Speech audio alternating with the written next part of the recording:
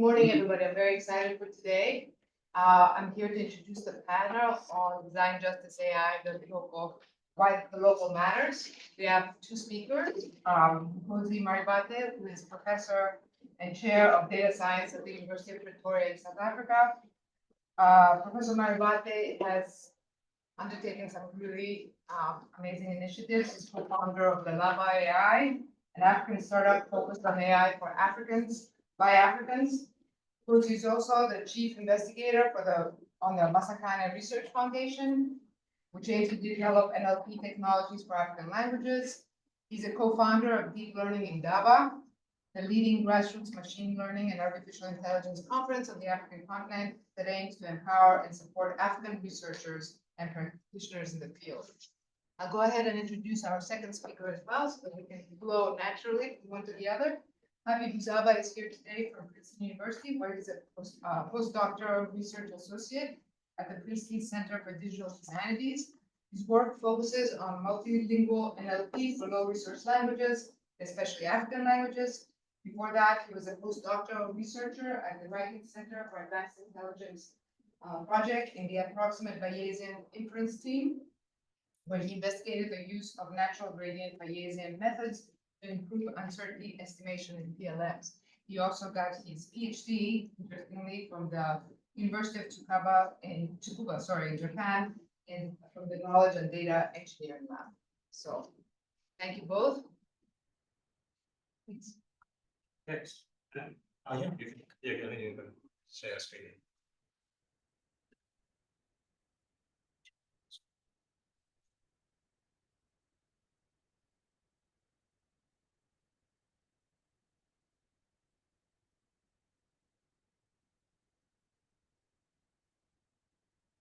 All right, so I hope everyone can hear me. Okay, so Happy is my name. I don't know if I should stand. I prefer stand. Okay. So Happy is my name, and I'll be talking about African Languages Infrastructure Initiative, which is an initiative that we have at Princeton. It's been going on since September 2023 when I joined Princeton. I'll talk a little bit about the work that we are doing there on African languages. So,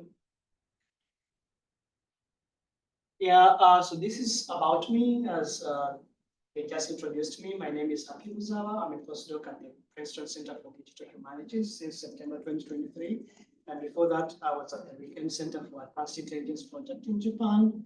And I completed my PhD in computer science at the University of Tsukuba. And my research interest is multilingual NLP, but specifically on low-resource African languages.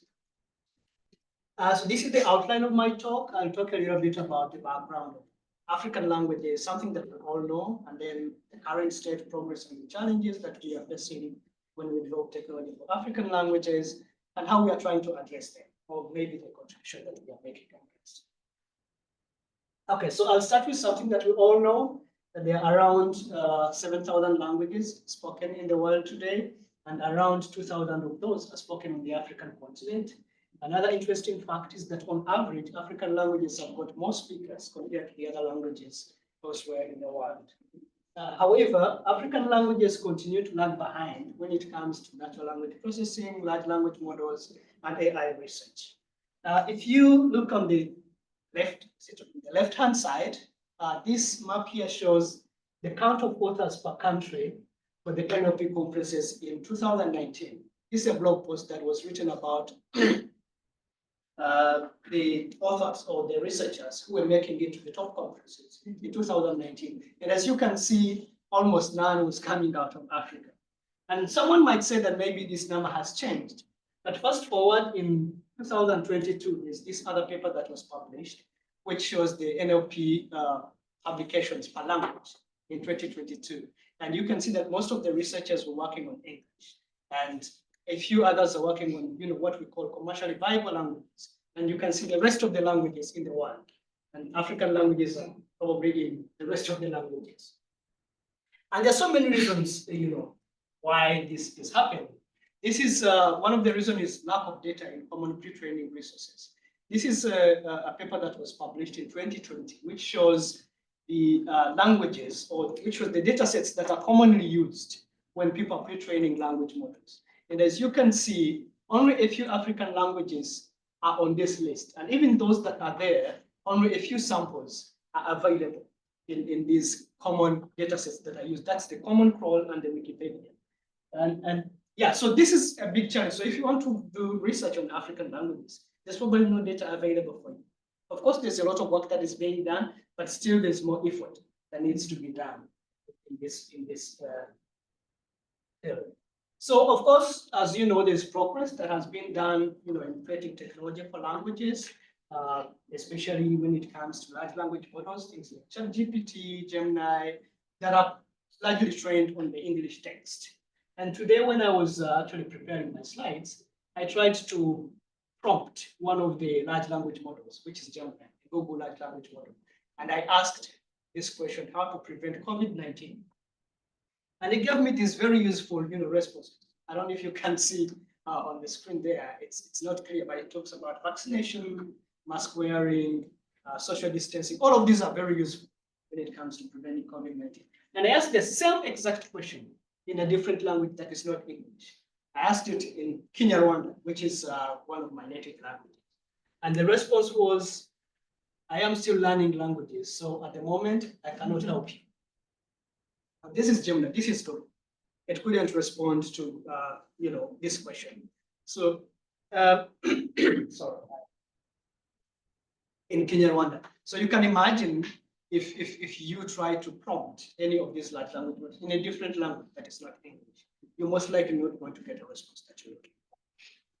And so it's important to work on other languages because of several reasons. Some people might say that maybe technology works for some languages, and it's fine. Maybe we shouldn't be working on other languages.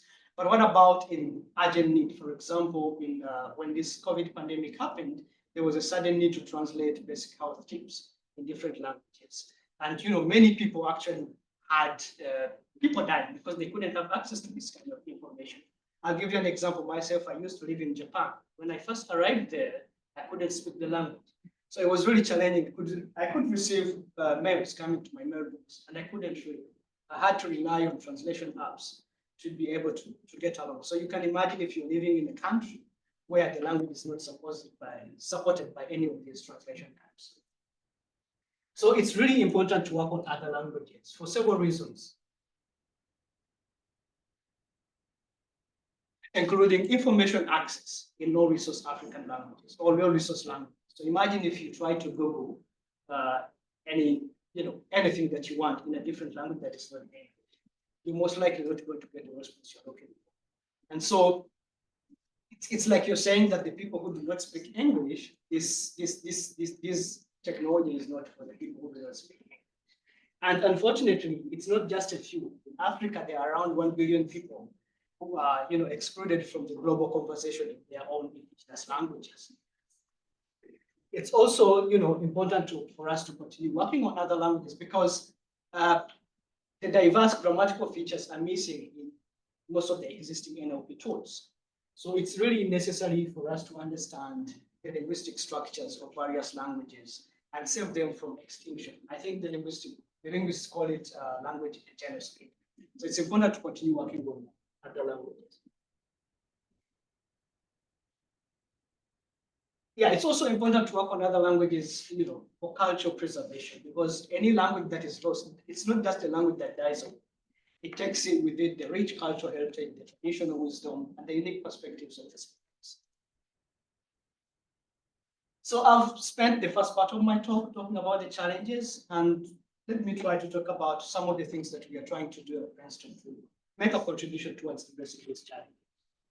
So at Princeton, we have this thing called African Language Infrastructure Initiative. And the goal is for us to try and make a contribution towards increasing the representation of African languages in NLP, LLMs, and AI research.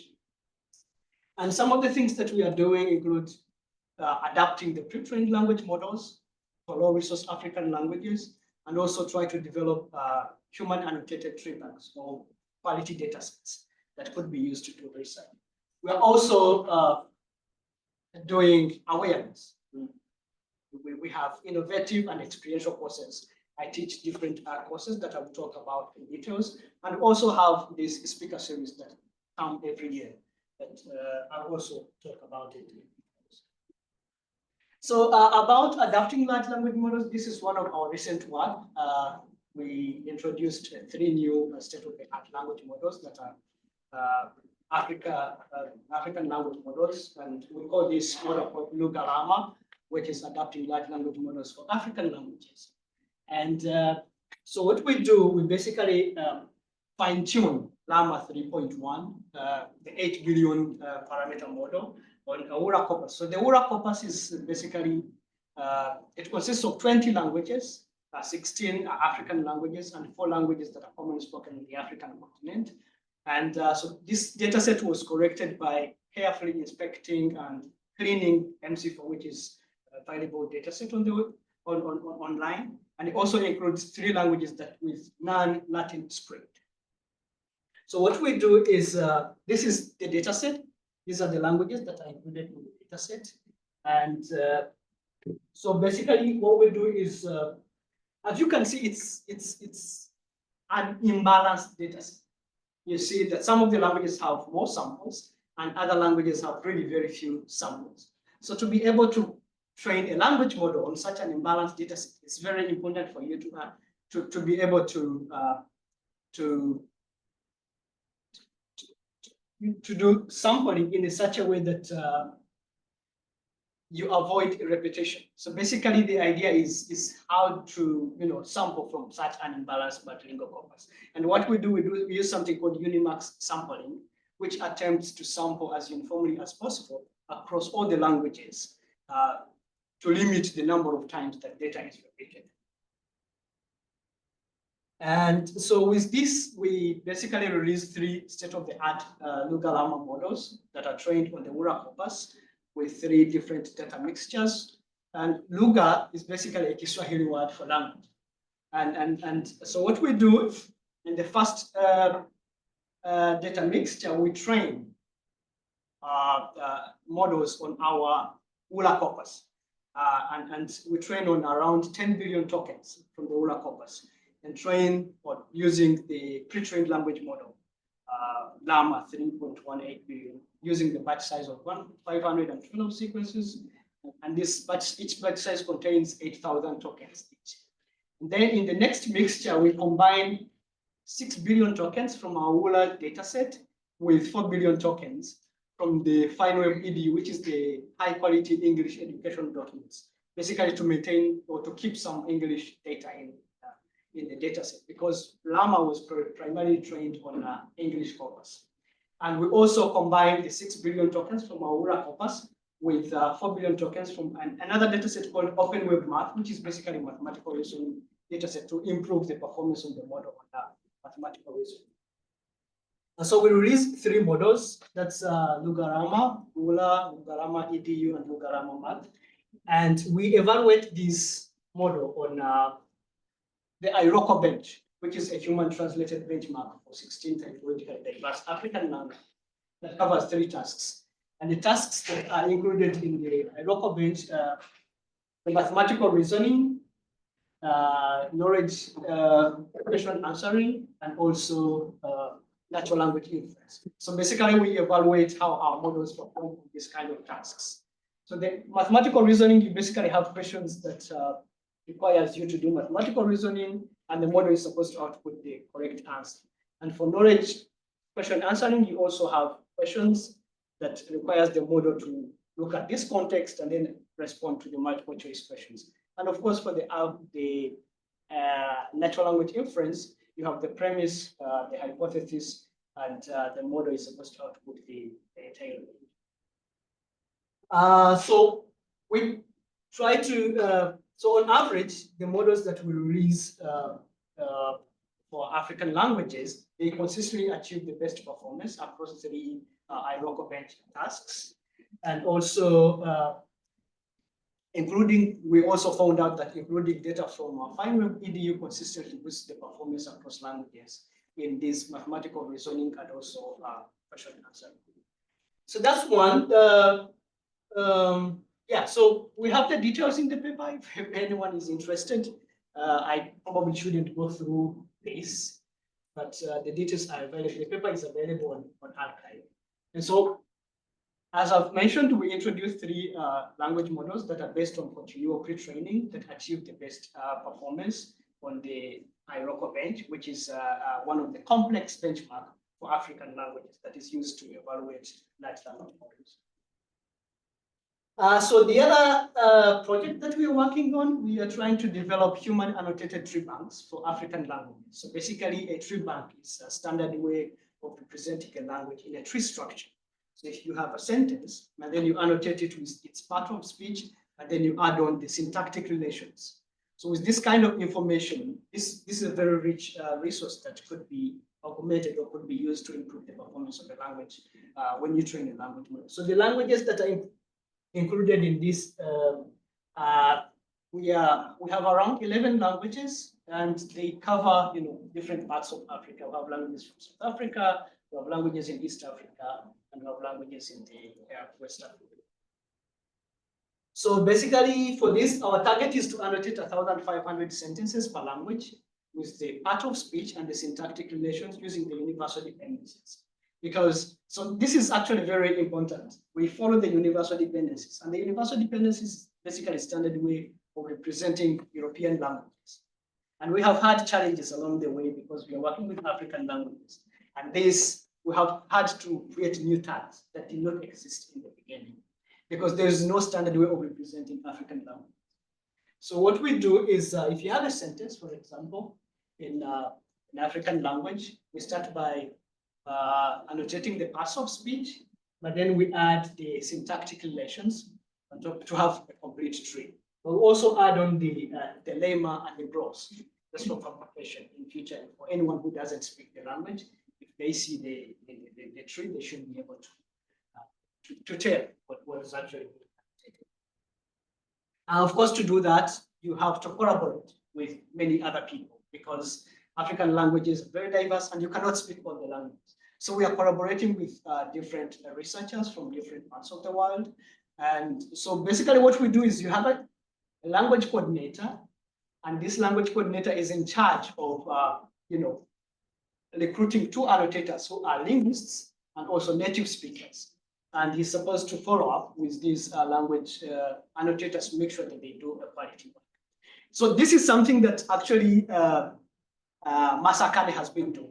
Like Professor Vukosi will talk about Masakane in details. So this is a scheme that was developed by Masakane, and it has worked perfectly. And we are also trying to follow the same structure. So we are also, we will basically collaborate with different researchers in Masakane. If you can see, most of all of these researchers are members of Masakane. So the other thing that we are trying to do is we are trying to devise new courses or new curriculum on how to address these challenges. So I teach a freshman seminar on teaching computers to understand African languages. And the idea is to basically, this freshman seminar is only open to freshmen who just joined, Princeton. And the idea is for us to talk about the history of African languages, the structure and properties, also talk about some of the technical issues and the ethics that are involved in creating technology for African languages. We talk about the logistical issues and the challenges. And the hope is that students can continue to think about this in their respective fields, irrespective of where they come from. It doesn't matter whether you're from computer science or you're from the humanities. We hope that students can go ahead and try to address some of these challenges. So we have extended this freshman seminar into a global seminar. And this summer, I'm taking some of my students with me to Kenya. So the idea is for us to, we have a host university in Kenya. We combine them with local Kenyan students to work on some of these issues. And so the global seminar is basically project oriented. So in the end, they come up with a project that addresses some of these challenges. So we also host a speaker series. And last fall, we had an opportunity to host some of the distinguished speakers who are actually working on technology for African languages, including Professor Marivate, who is here with us. And yeah, so with that, I think I would end my talk with a call to action. We would love for our work to be useful to anyone. And if you would like to learn more about our work, you can subscribe to the Center for Digital Humanities at Princeton. And if you have built some models on African languages, I'd love to hear more about them. And if you have other tasks that you care about, we would love to work with those together. And if you want to contribute to African languages, maybe we can work together. Thank you.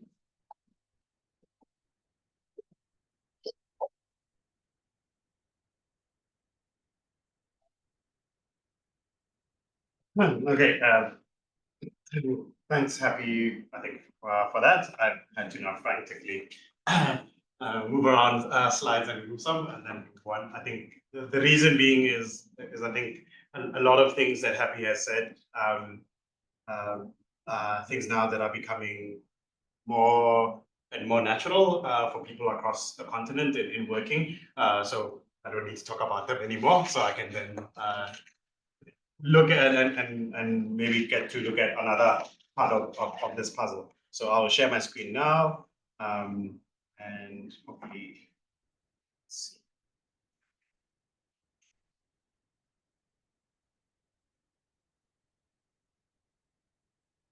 Right. Yeah. So thanks for having me, and thanks Eleni as well for the introductions, and thanks everybody also for coming in for this. Yeah, so I'm at the University of Pretoria as the chair of data science and a professor in computer science, and I lead the data science for social impact research group or lab, where most of the work that we're looking at is on natural language processing, AI, and African languages.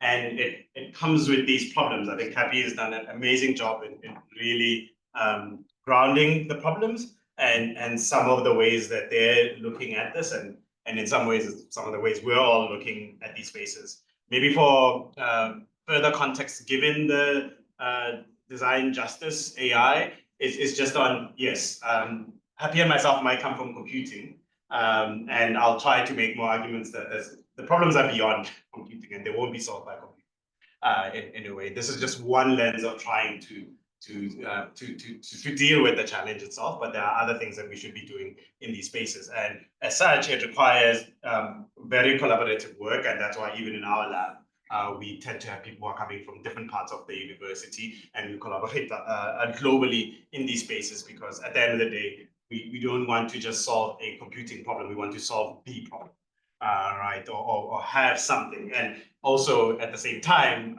which I won't have much to go into, it is also giving agency to the communities that the languages might represent.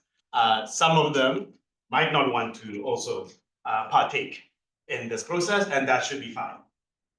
Right, that should be something that we accept, that that's the thing. But I think my work is to make sure that they're informed and they can make those choices, as opposed to choices being made for them in their languages, in their cultures, in whichever way that comes along. All right, these I will skip. That's what I said. I think Happy provided great. It's like providing the thing of like everybody is basically working on it most of when it comes to these spaces. What about the other languages? But the other thing I wanted to engage on is also fine. Now let's say yes, you are interested in saying, can my language be represented in these systems? The problem is more than just data. You're going to have challenges with people. So you do not have tens of thousands, hundreds of thousands of engineers, right? So even if you sorted out the data issue there. The other part is compute, right? If you're going on, I am going to play the game of also building my own large language model, you need compute, right? And this graph here shows you it's something that's becoming very clear now in terms of now the intersections of power dynamics in these spaces. So what is this?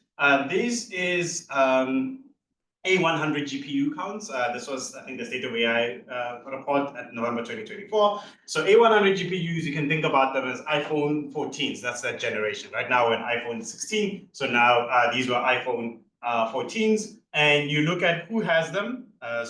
And then what are they used for? So if it's blue, it's private cloud. So it means I own them and it's only for my use. If it's red, it's public, it means that I own them, but I rent them out to other people. And then if it's orange, it's a national center. So this is just from public records. So other organizations have more than these. So just for people, if you can't see, the first one there is Meta for these A100 GPUs. Then there's Tesla, and then Leonardo in the EU, and there's a couple of other ones. So these were A100s. We're thinking about ChatGPT in end of 2022. It would likely be A100 GPUs just prior. They were using that to train, and you need thousands of these in their spaces.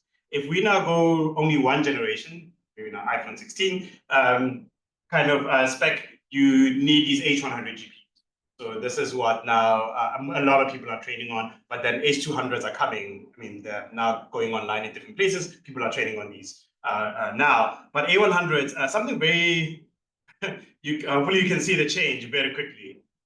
What happens, right? It just becomes, as H100s, Meta publicly disclosed famously a year back that they're going to buy 350,000 of these, right? And that's like what, $20,000 each, right? And then once you add in that you need to host them, so you have to have a supercomputer to put these things in.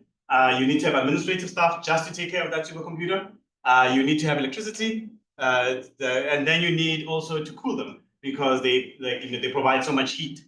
All right, and that's coolant or water or both. There's literally cities in the US who've had these data centers show up in their backyard and they didn't know, and municipalities are choosing that they become first-class tenants, meaning that we would rather cut off your water before we cut off the water of the data center. Right, so these are the and then on top of that, again, we haven't talked about the engineers, we haven't talked about the researchers, we haven't talked about the data. All right, so this is the part of even if we on one part we sort out some of the data access issues, these other things are still very hard to get and resolve because you're also not a first, if you're not a first-class buyer, NVIDIA won't talk to you. Right, the people are ordering 350,000 and then you say you want 10.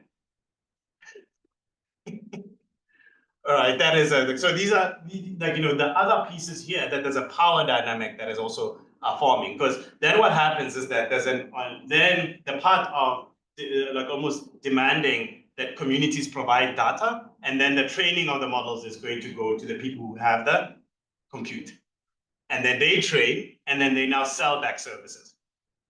And now it's a question of, oh, what do we do? Right, if I just create the data, somebody else is doing beneficiation, and then actually providing. So there's still these missing pieces on this space. So this I also won't go into again because I think Happy provided a great thing of just this one was just on in the data that's used in NLP papers, how much of that data comes from, and again that English is the dominant in this AI4D work. They showed that the sum of African languages that they could find in that papers was only basically 0.02% represented in that space. So, but the thing is to understand is that low resource language NLP is an adaptive problem, right? What this comes from is the concept of what is a technical versus adaptive challenge. Technical, all of us, I think most of us like solving technical problems. You put it in a nice little box. You say what the parameters are, and then you attack it with the solution, right? And then you go. But at the same time, people are the challenge and the solution. And I'm hoping some glimpse of the reason I wanted to highlight that GPU issue is that it's more you cannot really resolve overnight just because of saying we're just going to throw money at this and then it will resolve itself. It's just not going to. You can't go into a country that might not have energy security and ask them to invest in building power stations so that they can feed GPUs. I don't know, which country leader would make that announcement publicly and not be overthrown the next day. All right, so Be careful. Okay, sure. So these, right? These are the No one. yeah, sure. Right. So the point is, there's these interactions that are happening, and you need to kind of now engage with them in trying. So what are some of the things that we're doing in these spaces? So one is saying, okay, fine, some people will build these things, or we are doing the same thing. Some will build from scratch. Some will do continued training. So one of the other traditions that are forming right now is that somebody builds a big model, and then other people take that model and then they adapt it to their use as Happy has shown. So, but what's actually going on? We need to still evaluate them for fit for use. That's another piece of just saying, do not accept, even if somebody says, now we support language X, you still have to find ways that you can audit and check what is actually going on inside. So there's ways you can look at performance, whether like you're doing things like how good are translations. There's all these other metrics that are out there. Like, is there linguistic understanding in some of these models? What about bias, right? We've done a few work on looking at cultural bias inside demographics, some toxicity, misinformation. There might be ethics issues in terms of privacy leaks, hallucination, explainability, and then efficiencies. Can you make them faster? Can you make them smaller? And these types of things. But this is still not, again, as I said, like there's a technical thing, but then completely challenges still about. Here's some work was led by Idris from our lab, again, another big collaborator inside the Masakani community, and I'll talk a bit about that. In this paper, what they show is that there's these benchmarks that are used to evaluate languages, right? And especially, again, people go in and say there's a problem that is like Happy identified. Okay, fine. What we're going to do is create some benchmarks that people can then automatically run their systems on. And now they give you an indication of how your model supports these African languages, or these South American languages, or these Asian languages, right? But then once you look at those benchmarks, you identify the challenges of people who are not necessarily native speakers from those countries or languages actually creating the benchmarks. So in this work here, what was happening is that even in our lab at the university, our students were trying to recreate other papers using these benchmarks, and they couldn't get the same results. And we were not understanding what either was going on with that, or they were making adjustments and say like, okay, I want to train, can we do translation very well in this space, but I'm not seeing my model really improving, even when it keeps on saying on the benchmark we're doing better. When I do a qualitative test, it's not really doing better. So what happened is that then they went into Flores. Flores was a data set that was created by Facebook, looking at these low resource languages for translation, and they created these sentence pairs. So you provide lots of sentence pairs between one language and another language, and then what you're trying to check is that how well does your translation model actually match in the spaces. But then what they found is that a lot of the data was very low quality, or in a lot of times incorrect. So now just imagine you now have a benchmark that's released by a very big tech company that everybody follows, a huge fanfare. I'm pretty sure you can still find the news articles about these types of releases. And then you try, and then everybody then starts saying, we're going to train for that benchmark. And then you start getting numbers, everybody's improving. But then for us, when we have native speakers and you look at that, you're like, oh, actually, these are wrong. All right, and then this is a challenge. Now, those same communities who are supposed to be served are the ones who have to go and do the work to fix things. Right, so in this paper, they're showing, like, that's why it's called Correcting Flores, was then choosing 4 African languages that are inside there and then working with native speakers.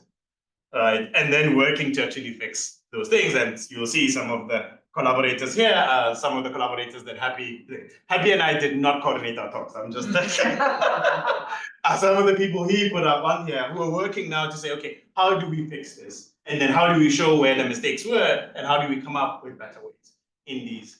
And this is sometimes the problems, again, with either benchmarking or leaderboard chasing, is that sometimes people do not ask what is actually inside, again, what we're trying to chase in these spaces. So there's a lot of these. There's like I think there's a paper that came out probably last week or the week before, critiquing the LLM, what is it, the leaderboard. There's an LLM leaderboard with some of the challenges that were happening because in a way, a lot of big tech companies can game that system. They're allowed to train privately, to evaluate privately. And then they're basically then getting to a point where they're doing teaching to the test. Right, so it's becoming a challenge that, again, you have these evaluations, but even those evaluations, are they actually useful? right? And this has implications further than that. So not just the little or no support for most African languages in a lot of these different types of evaluations. But we have to find ways to still engage. We try to help out with a lot of evaluation tasks, and then reviewing these benchmark data sets and trying to check what's actually inside, and then trying to make and give feedback in those spaces, right? To resolve the bigger issue, we have to think about multidisciplinary research. You can't, as I said, just be computing. We need to build up resources for the development of language models, not just LLMs. We engage in policy development, and then engaging also with industry and academia partnerships. So what are we working on? For example, at the moment, this is just an example of a project that is funded through AI for Development. We host an African language lab for AI for D. And then this one is like, okay, can we create like lexical games? So in this case, you're like, okay, if we're creating a new evaluation that assists us in trying to understand what might a language model, a large language model, or embeddings actually learn when they're given these large sets of data, we then try to say, but we shouldn't just be doing the work just for the machines. How can we even create resources that are useful for African languages and linguistics colleagues, right? So in this one was like, oh yeah, let's actually create like lexical games and data that's important, and that will also be useful in linguistics. So in this one, it's like, hey, can we create like this data set to look at some of the cognitive things that you would need to see when you were teaching somebody a language or trying to see if there's something. Yeah. So in this simple task is that you are given 5 words, there's a word, and then you're going to be given 5 other words. This is a simple one for a child. You go like, what's the odd word out? Right, the simple game. Right, well, which word is odd? But 3 of them will be actually semantically related. 1 will be partially related. It's a decoy, and then you have some completely unrelated inside there. The nice thing about this game is that we can create a data set, and this data set, even by itself, provides new resources also for linguistics that people can go up and say, oh, here, now we've got data. We can critique the data, we can change it, we can think about other games that we can kind of create in these spaces and then make them publicly available, because these are resources that might not necessarily be available for teachers. Now they have them and they can engage with them and even extend them in other ways. For us, in more the computing people, oh, it's great. Now I can run this and say, how do I run an LM and LLM and evaluate how well it does on these types of games, right? And so for us, we can ground it in our terminology lists. It goes beyond. Normally, we do these pairwise similarity of saying, are these 2 words related? I mean, connected or not? We can go beyond that. And then we can also work with static embedding. So we're going back to like the early 2000s where we were engaging a lot with word embeddings instead of LLMs. And there you don't need as many resources to train things. You can gather data which is higher quality and then train something very quickly on your own computer, not needing a GPU, and then trying to see how well do you actually do in these spaces. So you're reducing that barrier to entry, and then still trying to create tools that might be useful for people. Right, so we try to test, if models can understand our languages, and provides also local relevance for fine-tuning. Here's an example. This is for Setswana. Setswana is my mother's language, spoken in South Africa, Botswana, and a couple of other African languages in the South. So as I said, you've got a word, Mosadi, which means woman, and then these are 3 other words that would have been that are semantically related. This is kind of odd. It's just a decoy, and then the 5th one is completely out. And this is just showing one of the word embeddings. With the word embedding, what you do, just for people's context, you can calculate the distance between one embedding with another, and you can get a number between 0 and 1. 1 is like it's the same word. 0 completely not connected at all, right? And you're going to get a number between those 2. And here, what you're expecting is that this word here, that's a decoy, should have a lower score than any of these 3. And then this one here should really have the lowest score of any of these 4. And then you look at that and you see here, the reason it's red is that it said that the word that was a decoy actually has a higher score. So it's right from what we trained. right? And the reason I also like this lexical game is that I can also sit with my collaborators in African languages and linguistics, and then they immediately start getting an understanding. Oh, here's what this model is modeling. Yeah. And then that's not right.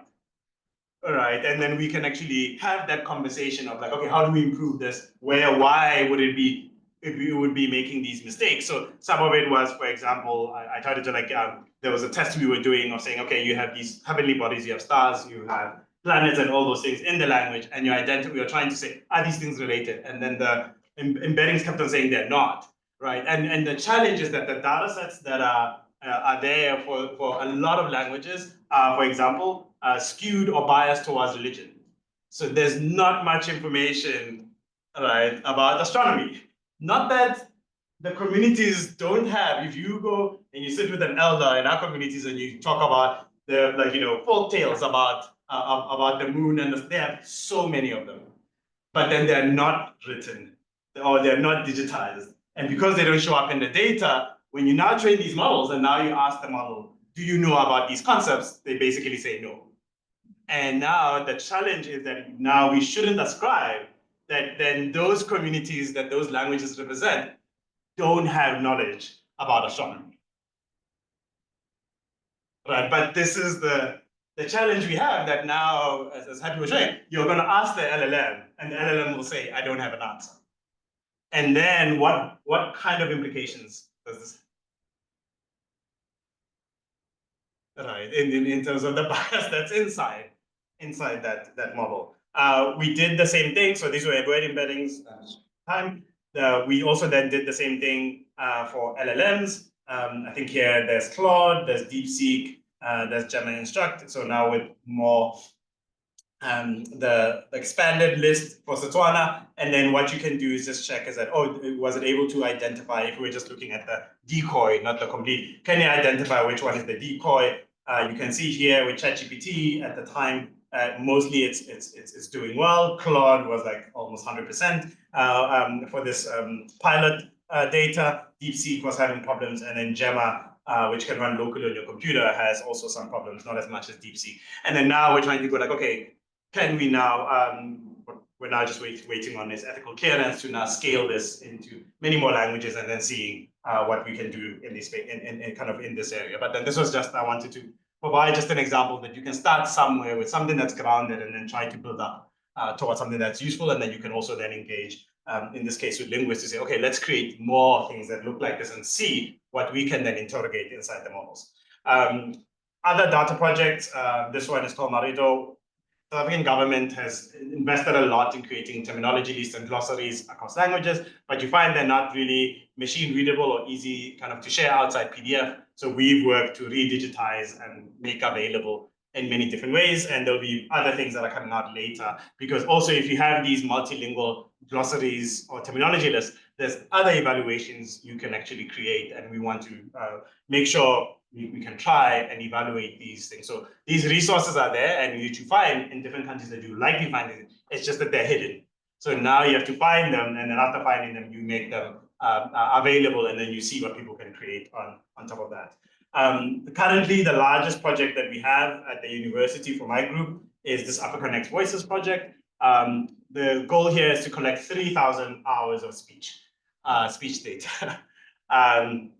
So this started last year, and it's supported by the Gates Foundation and Meta in terms of the funding. And we are partnering with the Data Science Law Lab and Way with Words, another company, to engage with this. The data has to come from lots of different places. We have Sarela, who Happy again, and some of their researchers who are working with us, Vuzenzele, Wikipedia, all these places to get data that can be read. And then there's also things that are unscripted, prompts, all those things. So it takes a lot. I think at the moment we are at 1,000 hours recorded, and we have 6 weeks to finish the project. So the thing that keeps me awake at night is this project. So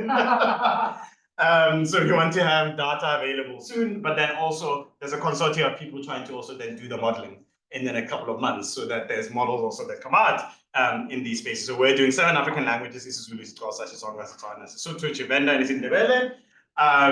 And this then can help people with this data being available to see how they can create speech recognition models, benchmark, check how well to work on. And this is also part of a bigger project. There's 2 other sites in Kenya and Nigeria. They're also doing 3,000 hours each of their languages as well. And this is to test, like literally, how you can break things. This is breaking the way that we work actually on projects. And from there, work to actually what were the lessons that were learned during this process so that there can be a bigger initiative. There's 2,000 to 3,000 languages on the African continent. We're maybe going to cover through these 3 sites, maybe 20. And this is going to give us a lot of feedback of if I wanted for speech recognition to have some sort of basic infrastructure, what is it going to take? And yeah, at the moment, it's a lot of blood, sweat, and tears to do this. And we need to understand that. We need to provide that as information that goes back into the systems to say, don't take this for granted, because people just keep on thinking, no, don't worry. This is big companies, they will resolve these things. And that's not what's happening. That is not what is happening because it's such a major challenge.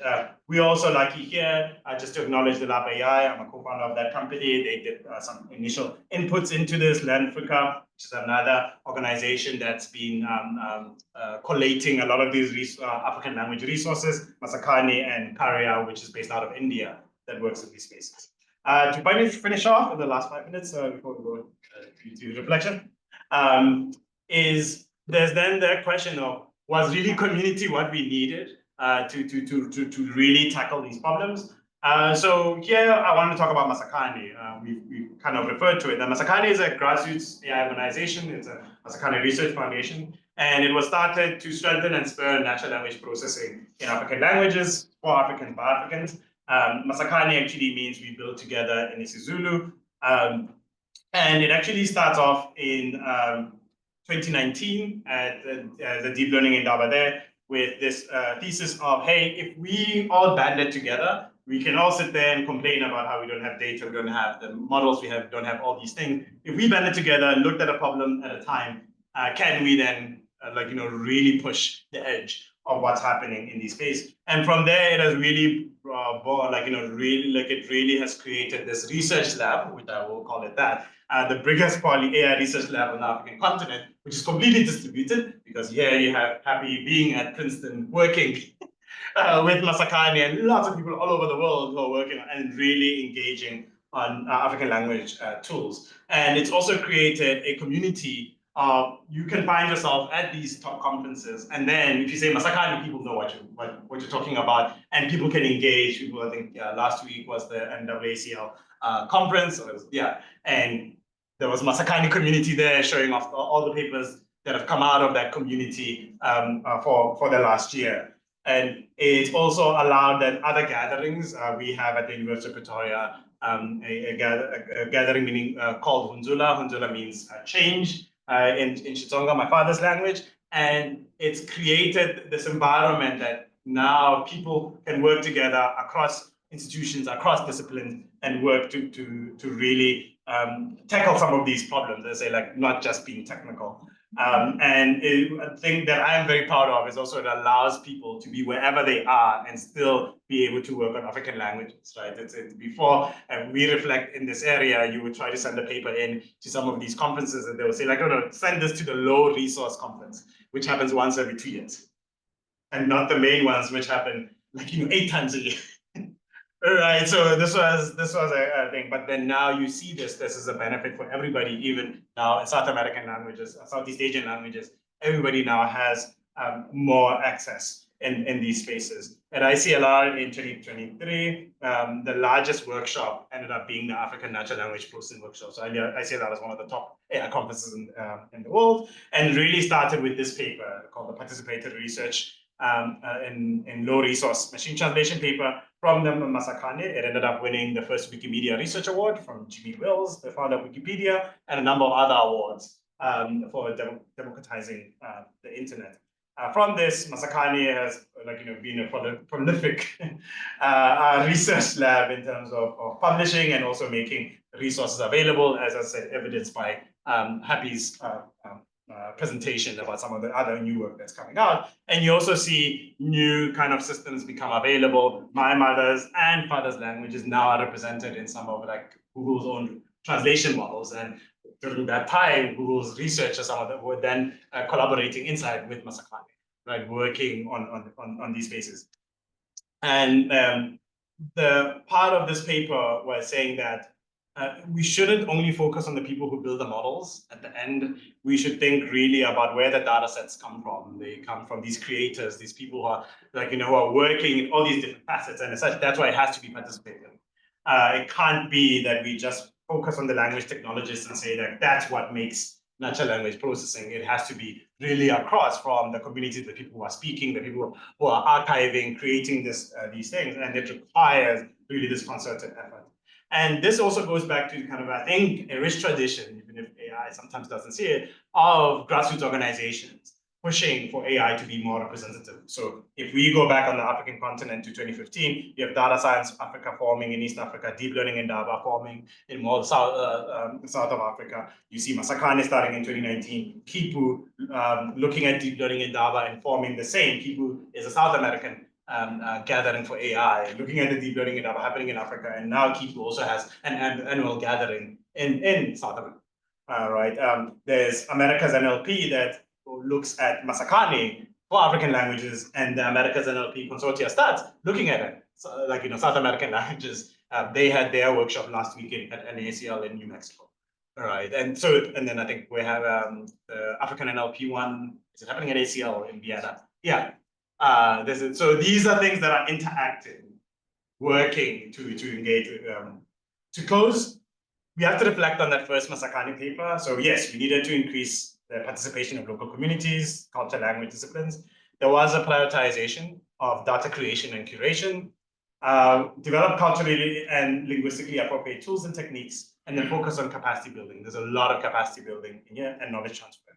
And as I said, we have to move beyond these standard evaluation metrics, because unless you actually interrogate them and know what they're trying to tell you, they can be misleading sometimes in these spaces. There's more that has to be done in here. I think even Masakane at the moment we're going through that, that reflection. I just advise the board, I'm not, but we're doing reflections. There's a new language hub that Masakane will be hosting with, I think, the initial $3 million gift from groove.org to now start forming its own way to shape the way research is done across the African continent in these spaces. But at the same time, we need to go back and say, are we being participatory enough, right? There's been maybe a lot of more movement in the computing side than in the other parts of the disciplines that are working inside with Masakane or inside Masakane.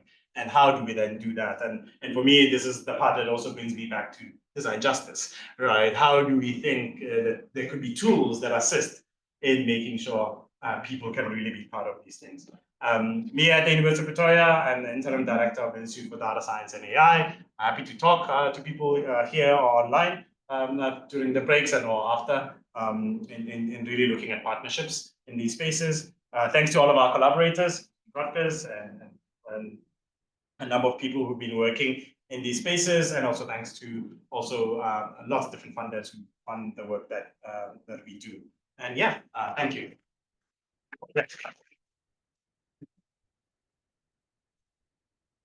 Thank you so much. Your energy is amazing. I mean, you're doing so many things all at once, and I'm thinking that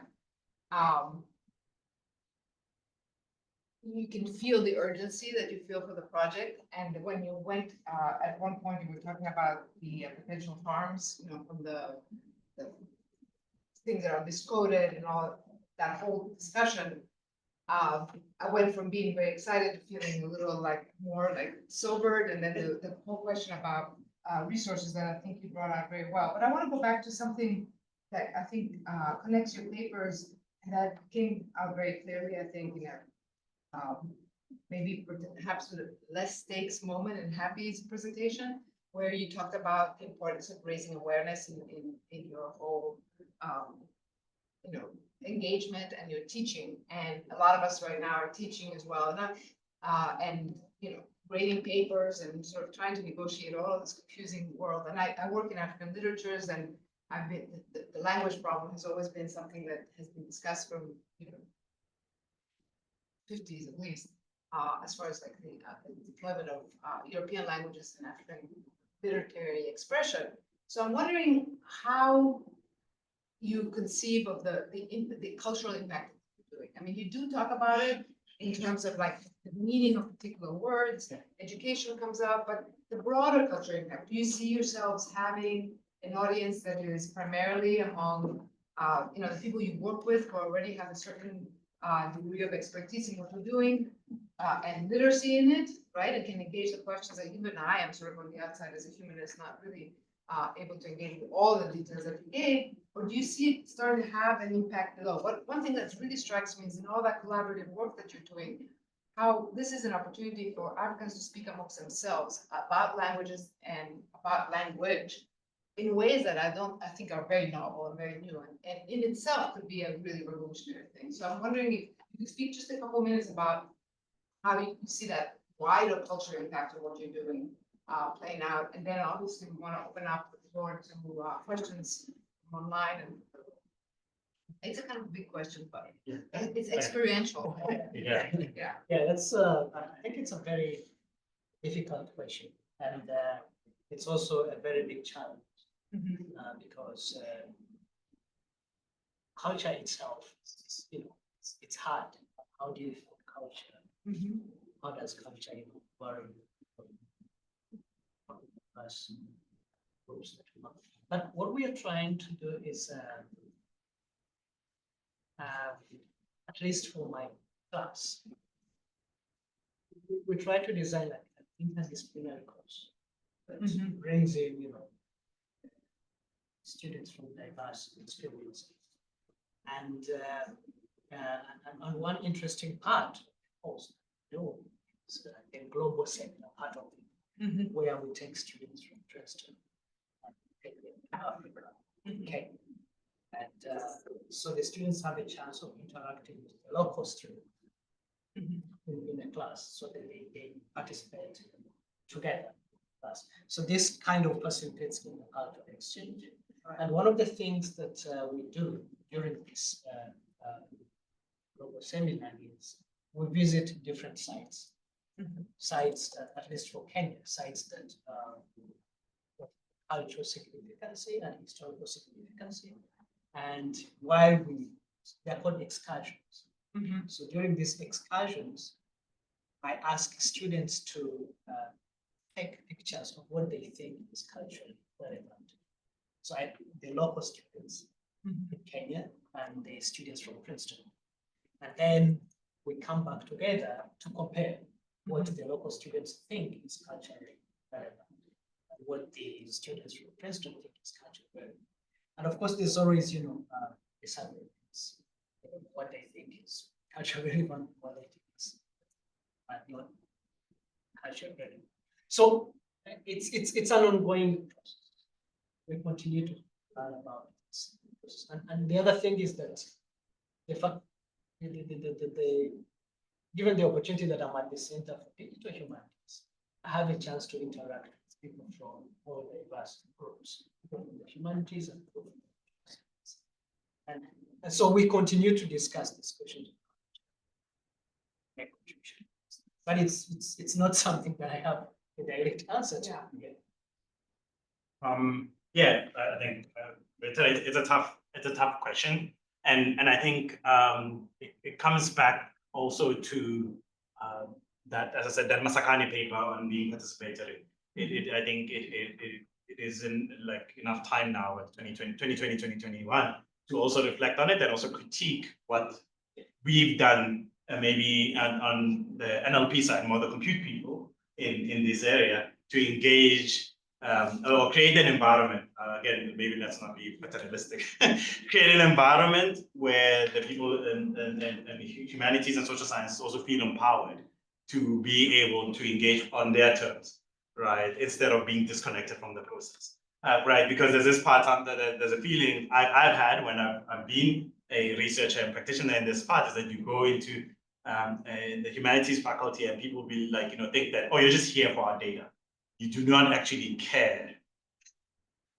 Yeah, we don't actually care about what we're also trying to inquire about.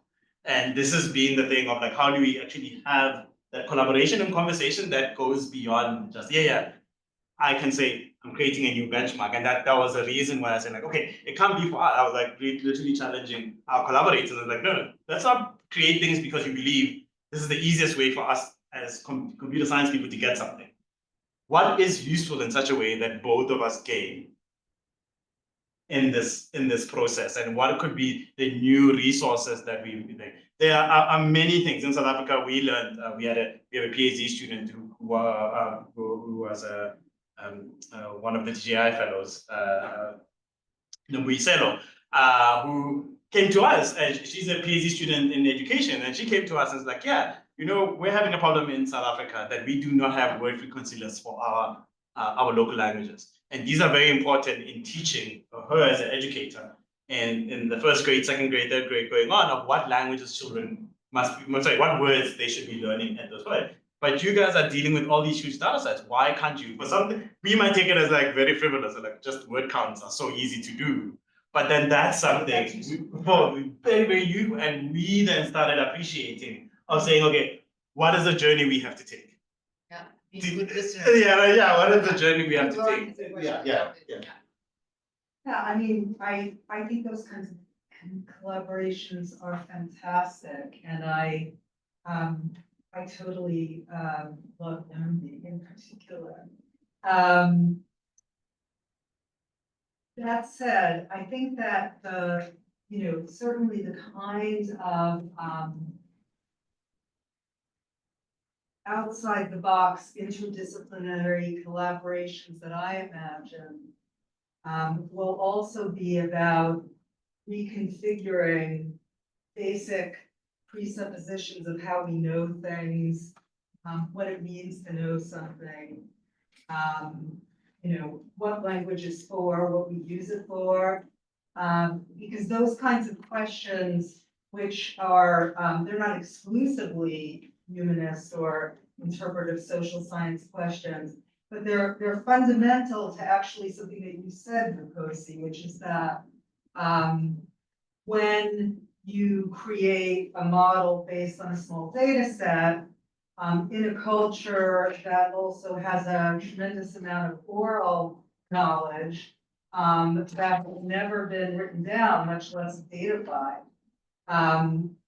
you risk creating an engine for what I call data positivism, which is to say, you risk creating an engine for, here's my program that will tell you what's true about this culture based on all the data that was able to be found about these languages and so forth. Here's what they know. Here's what you can know about them. Whereas I wouldn't say that humanists are, there's not a single data positivist among them. They can also fall into positivistic traps, especially about tools that they don't understand. But it's one of the sort of core methodological standpoints of any humanities research enterprise, that you begin by asking, how did I get this information? What is its history? What are the contexts that I need to know about them? And it seems to me that until we have benchmarks that take that into account, and it's not clear how we can do that, maybe human logs of people in these local places, reacting to them and saying, that's not what we're saying. That needs to be part of not necessarily of the data set, but of the way that the model is implemented to be used by the world. Otherwise, it's perhaps worse than not having any models of African languages. I don't know, did you want to respond? Yeah, I do have no, a I was question. gonna, I was gonna say there's been, maybe another, point of tension that comes up in this space was, the loss of JW300. So for people who don't know, JW300 was a data set, created out of the archives of Jehovah's Witnesses, publications. So Jehovah's Witnesses are very prolific translators. So what happened then is the NLP community then took it upon themselves to take their publications that they've translated and created this data set of, again, these parallel sentences across, but then from Jehovah's Witnesses content, which is overly religious. So it brings up this question again. So what happened is that the first Masakani paper used part of that data as a way to benchmark how good translation models actually were for African language and what you could do to train them. But then in that, I think 2020, late 2021, a cease and desist was sent to the people who created the website and the data set itself to say, please stop using this. The Jehovah's Witnesses organization said, stop using this. We do not give permission that you should use our data in this way. And there's been that question afterwards. Is this actually a positive development for African NLP than actually being negative that we've lost now, because for many, many languages, not just African one, the only place you might find written content was religious, heavily religious in nature, heavily biased, heavily, and also again, it's not necessarily that it was created, as you say, like, it's just like Common Crawl, which is this big data set that was created for archiving the internet, not LLM training. Right? And people then think like, oh yeah, now we can get this data. And now they also, as Common Crawl, are stuck in this situation where people are like, no, can we have this types of features inside Common Crawl? But Common Crawl was not created for LLM training. Right? It was created to, so there's these, on the same way you're saying, like, yes, people that might look and say, like, rather we not actually have a situation where our language is kind of represented in these more, which is actually worse than it not being represented. Which isn't to say there shouldn't be models, Yeah. but not. We must think Yeah. about Right. what this means, yeah. Conversation about the harms, yes. Yeah. Wes. Yeah, so I guess thinking about this from like presentations in Pretoria to like now, and then hearing from both of your presentations, how they were characterized in this setting, right? But one of my takeaways is that on the continent of Africa and other continents such as South Africa and places like that, South America, things like places like that, there's a lot of cleanup. There's a lot of catching up. There's a lot of like, I don't know, like critical awareness going back into this and like scrutiny going back into these things. And so like what's the conversation around resources and brain power that is lost in doing all of this, I would say like almost like janitorial sanitary work in the AI industry, right? And then like what is the I mean, Janitorial AI. I'm just I'm saying, like, it seems like a lot of your advancements are like really in this regard. I'm Yeah. sure you have way more advancements than just what you characterize in this space, right? But it seems like it's really important to bring that out in this space for you guys to bring that forward.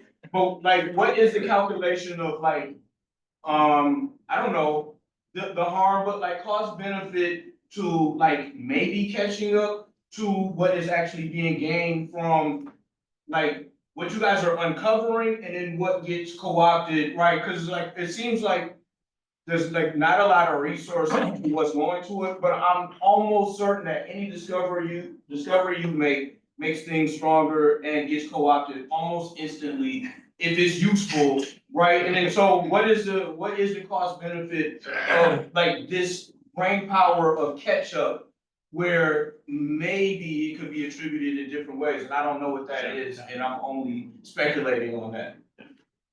You understand? You know? Yeah, I think you're putting a finger on one of the tensions here.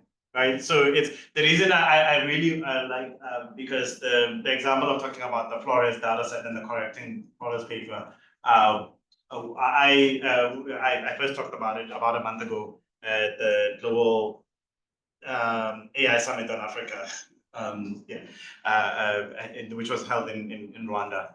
And I say, like, I use those words of, like, now communities are stuck between, do we leave this? And then I guess everybody is rushing to beat this benchmark, but it's a completely, like, we know the team that built Flores, very nice people in whichever way, but at the same time it's like, no, but this is an issue, and we discover it, let's say, like, my student, for me, was going through for my language, or my father's language, was like, okay, we're training the models, but then the thing is just weird. Why are we're doing well, but then when I keep on looking at the result of doing it, it's like really bad. I don't understand. And like, okay, let's spend time actually looking at the data set, and then you discover all these issues. And then it's like, now this is the responsibility of, again, the communities that are fighting for the representation of their languages and culture now have to first deal with resolving all of this other gunk. But that in itself is a very important discussion, right? Yeah, And valuable, and it's a step forward, even though it feels like a step backwards, right? Yeah. Because it shows that you're evolving understanding about how this Yeah, works, right. And then it communicates upwards. Yes, but And then, brings people. yeah, but then now then becomes the question of, oh, how then does the scientific community in these spaces now appreciate what all of these things that have to happen, right? And that's still another tension, Yes. right? Because then it's like, oh yeah, but it's not novel. It's like, wait, but you don't do this. And then you get into rooms, like literally even in South Africa, where people just go like, yeah, but then don't worry. The LLM, we've seen it make so many, like the companies are making so many strides. We're pretty sure next month this will be resolved. And you're like, but then by who? But like, who are these people, these magical people that you're saying are doing this in these big tech companies? They're not. Like, the reason that you're seeing some of these, as you're saying, is somebody in the communities, whether it's South America or in the African continent or in Southeast Asia, they do the janitorial work as you refer to it, and then that becomes available. And guess what? Now there's an update. Yeah. Right, quickly gets co-opted, and then now it's like, oh, and then they're like, yeah, but you see, that's what we get. Like, you see, it's fixed now. You're like, yes, but it is not fixed automatically. There's people who do this to then try to make sure that that is done, and they're just hidden. Yeah. Right, and that's why now the other parts I didn't talk about yet is, for example, on the policy side, hey, let's create new licenses that then are trying to balance these power dynamics of saying that, yes, it shouldn't be hidden work, right? It should be on the forefront. It must be understood in context. And as such, yeah, maybe we have licenses that are more equitable licensing, where it says, yeah, you can use our data when you get it. If you're African or from another African country, or like, you can use it for commercial, non-commercial purposes, no problem. But then if you are not from the African continent or in a developing country, only non-commercial reasons, you can use this data, and then have a conversation with the communities about what would be a fair exchange if you want to use it for commercial purposes. Right, that's what we did at the university, the Data Science Law Lab, or our collaborators, and CIPIT at Strathmore in Kenya worked on that. It's called the Moderator or Border Open Data License. And Lilaba AI, I'm one of the co-founders, we have the ESETU license that also is something similar in this way of balancing between those. And because it's like, yeah, if we're doing this work and there's the communities and the or who are representing these languages are being asked to say, oh yeah, if you want to be represented, you must do this work. Right? But then, as I said, the data becomes immediately like available. Boom, boom, boom. Right. Nobody even hears about who those people are. And we need to have a bigger discussion about these. I was just gonna ask there's questions online, you put it in the chat. Still have about 8 minutes to be completely on time, so we have time, yes. And then online, I haven't seen anything, but we'll look at it, yes. I do have a little bit more of a technical question about, as we speak about embedding languages into the models and learning languages.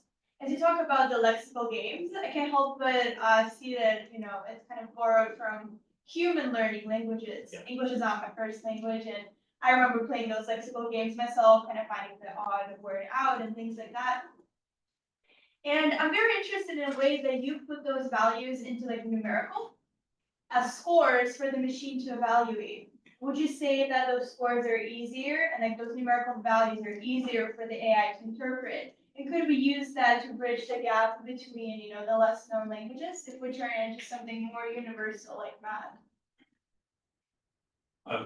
So I skipped probably a semester in NLP in terms of in that I just wanted to more get the intuition, not necessarily the technical thing. But what happens is that in the models, whether it's language models or word models, you just have a mathematical representation of what the word is, and typically these are what we call vectors.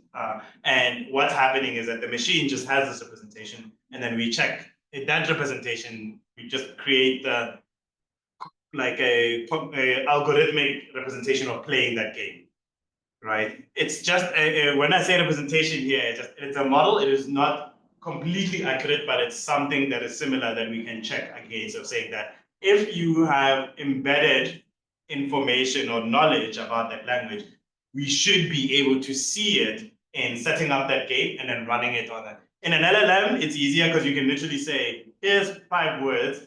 Compared to this word, tell me which one is the odd one out. But in the other ones, what we're doing is we're actually looking at that representation, the number representation, and comparing it and saying like which of if we have these 5 words and here's the representation, which ones are the most similar and which one is the dissimilar, and then we can actually check that inside that model in there. So the point of doing it in a game, it's a game that we also as humans can look at and we know exactly what it means. And then at the same time with the machine doesn't know what that game is. We are the ones who are asking the machine to. The machine has no idea what it's being asked to. That's the entire thing, you know, like the critical thinking that we as humans kind of have naturally is replaced by those numerical representations as it is like trained thinking. I have a somewhat technical and slightly, well, maybe not so slightly ignorant question for Happy about, so with your data set that you use Unimax in order to contend with the fact that it has more of some languages than others. Can you tell us a bit more? I mean, my understanding of not machine translation systems per se, but of say something like ChatGPT when it's handling translation, is that it mediates everything through English up until a very, you basically can trace it English until the very end when it converts to something else. I gather that this is different because you're creating your own model, but like, how do you prevent the language for which there's the most data from, there's going to be like a sort of a richer representation in that language than in the other ones. If you sort of just statistically try to smooth that over, aren't you going to get like all sorts of gaps in certain languages? Yeah. So that's actually the main challenge when we're working with multilingual because language is always going to be balanced. So what we use in the Unimax sampling, so basically we try to sample as uniformly as possible across languages. One of the things that is very naive that maybe you could just do is to upsample for the languages that have very few samples and maybe downsample for the languages that have more samples. Right. So what Unimax sampling does is basically tries to sample as uniformly as possible. But of course, it's likely that you're not going to be very uniform across all the languages. But basically, this is what and there is a paper that was found. It found that this actually works best, and this is what we do. And that happens during the training. So when you're training a model, there is a maximum number of call it epochs, or how many times the model is exposed to this kind of data. The maximum that we do is like 4 epochs. If you go beyond that, you're probably going to run issues. So we basically stop at 4 epochs because there's a paper that says that this was found to Shumilov, exactly. right. So basically, that's what we do. Sample as firmly as possible across all the languages during the training process. Thank you. Any more questions? I guess I have a Yeah. little question also for Happy. Maybe we can talk about this offline if it's too much, but I'm curious about the like kind of evaluations that you do of the LLMs, and in particular, if you have any insights about how much data that you need for different kinds of linguistic or reasoning skills in the LLM, you know, sort of like, is syntax easier than semantics or vice versa, you know, like how to think about. Yeah, that's a good question. I mean, for this particular model that I showed, we evaluated on a benchmark called I recommend. So, and of course, this is a very interesting question too. I was part of the team that created the I recommend. And so basically what we did is we took some of the existing benchmarks in the English language, which are basically the famous benchmarks that are used to evaluate the performance of language rather than today. And these includes mathematical reasoning and step-by-step question answering and natural language inference. So basically, this is how people are evaluating the performance of language. So what we did, we took a few samples from these existing benchmarks and we translated them into African languages. And we translated 1,500 samples for every task into, I think, 17 African languages. And we created a new benchmark. Now, of course, we call this benchmark for African languages. This is a translated benchmark, which comes with all sorts of issues. And the other thing is the benchmarks are basically mathematical reasoning, also step-by-step question answering. But these are from the English language. If you try to look at the questions themselves, there's nothing really that is African, which is basically a challenge. But this is what is available. This is what we could do. So we evaluate these complex questions from this existing benchmark. And I don't know if that answers the question, but maybe we can talk about it more later on. Yeah. No, I'm not going to directly, but I think again to provide that a transdisciplinary conversation. So for a lot of us in machine learning, you're trying to create these benchmarks that tell you something about generalizability. You're either trying to say does this model, can it actually do A, B, or C very well? But as I said, the paper that just came out for the people on Zoom, if you are good, I'll find the paper and paste it in on the LLM leaderboard benchmark thing. Is that also there's a challenge that we don't want to have too much data that is used for training, also being the data, it's having leakage into the tests that actually the models have seen this data before and all they're doing is learning how, again, basically you're teaching to the test. And this is a major challenge. And even as I said, in the speech data set that we're creating, we're trying to be supremely careful that we don't leak any of the speech data into what is going to be the evaluation part of that data set. And this it might be completely unintentional, but it does happen. And this then shows up sometimes in ways where you're not expecting. And then you go oh, actually, this high performance that we had in this space, once you change it and somebody else comes in and says let's actually look at this other task that is supposed to be the same thing, it fails. And that's a big challenge. Yeah. That comes in because you worry about that, if you're just doing translation of an existing benchmark, that how much are you actually learning to generalize, or is it just the model is starting to actually just figure out that, oh yeah, this thing that you're asking is similar to this thing in another language, so I'm just going to answer. Yeah. I think we've come to the end of our session, so I wanted to thank you very much and all.